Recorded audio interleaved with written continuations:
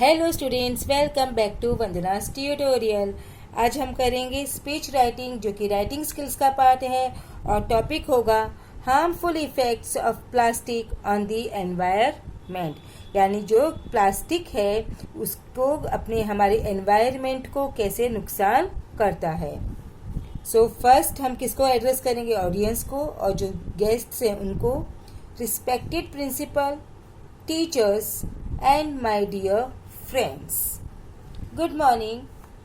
We are all aware that there is a ban on many types of plastic in our state. हम सब ये जानते हैं कि हमारे जो स्टेट है महाराष्ट्र में बहुत सारे जो प्लास्टिक है उस पर बैन है, यानी कि वो प्रतिबंधित है। टुडे आई मिनल रेगे, यहाँ पर आई में आपको अपना नाम लिखना है, will put forward a few points on the harmful effects of plastic. तो आज मैं आपके सामने कुछ पॉइंट्स रखना चाहूँगी हार्मफुल इफेक्ट्स ऑन प्लास्टिक के बारे में। Plastic is extremely bad for the environment. ये जो प्लास्टिक है वो हमारे एनवायरनमेंट के लिए बहुत बहुत ज़्यादा क्या है, बुरी चीज़ है। It is probably one of man's worst inventions. ये शायद दुनिया का एक सबसे ज़्यादा जो मैन ने इन्वेंशंस किए उसमें सबसे बुरा इन्वेंशन है। प्लास्टिक जो इंसान ने खोज की है वो बहुत ही बुरी खोज है। Most plastic is non biodegradable. बहुत सारे जो प्लास्टिक्स होते हैं वो नॉन बायोडिग्रेडेबल होते हैं, मीन्स वो डिकम्पोज नहीं होते हैं। This means that plastic waste can not be turned into any other substance that is eco friendly.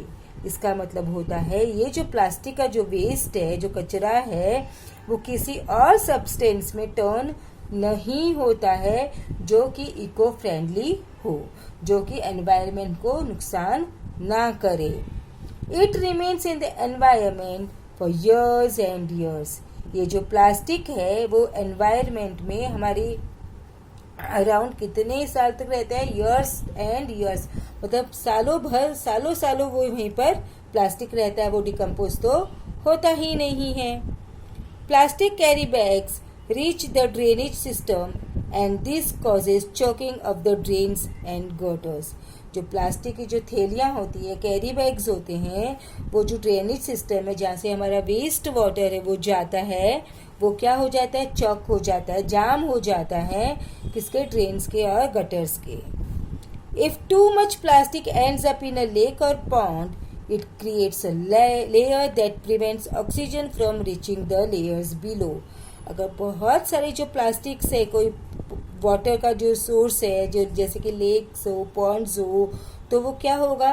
एक पूरा लेक और पॉन्ड पर एक प्लास्टिक की जो लेयर बन जाती है, तो उसकी वजह से उस लेयर के अंदर से जो ऑक्सीजन है वो नीचे तक नहीं पहुंच पाती, दस choking the animals and plant life. तो उसकी वजह से जो उसमें एनिमल्स होते हैं, यानी कि जो एक्वेटिक एनिमल्स होते हैं, और जो प्लांट होते हैं, एक्वेटिक प्लांट्स होते हैं, उनकी जो लाइफ है वो भी वहीं पर स्टॉप हो जाती है।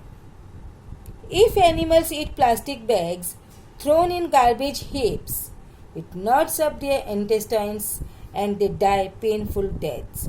अगर एनिमल्स ने गार्बेज के जो कचरे के ढीग लगे रहते हैं उसमें से प्लास्टिक की जो बैग्स है वो गलती से खा लिया, तो जो उनकी इंटेस्टाइन्स होती है, जो उनकी आंतड़ियाँ होती है, वो क्या हो जाएगी? नॉट्स हो जाएंगे उसमें, और उसकी बहुत ही बुरी, बहुत ही दर्दफुल जो डेथ होती है वो होगी। किस वजह से? प्लास्टिक की जो बैग्स है वो खाने से। Plastic is also toxic and can lead to cancer. Plastic है वो क्या है? टॉक्सिक है। It means it is a poisonous, वो जहरीला है, और उस प्लास्टिक की वजह से कैंसर तक की बीमारियां हो सकती है। Hence, keeping in mind these harmful effects of plastic, I conclude my requesting all of you here to restrict the use of plastic as much as you can and use more eco-friendly alternatives. I request you to go green, then thank you. तो इसलिए इन सारी जो harmful effects है plastic के, उन सबको ध्यान में रखते हुए मैं आपसे क्या रिक्वेस्ट करना चाहूँगी कि आप जितना हो सके उतना प्लास्टिक का यूज़ है वो कम से कम करें और उसके अल्टरनेट में जो इको फ्रेंडली चीज़ें होती है वो यूज़ करें। I request you to go green. मैं आप सबसे क्या रिक्वेस्ट करना चाहूँगी कि आप सब गो ग्रीन यानी कि एनवायरनमेंट को प्रोटेक्ट करने में हेल्प करें। So thank you. सो बच्चों, इसके साथ में ही हमने हमारा speech on the harmful effects of plastic on the environment finish किया। अब हम नेक्स्ट वीडियो में मिलेंगे किसी और टॉपिक के साथ। तब तक take care and keep watching Vandana's tutorial. मिलते हैं नेक्स्ट वीडियो में।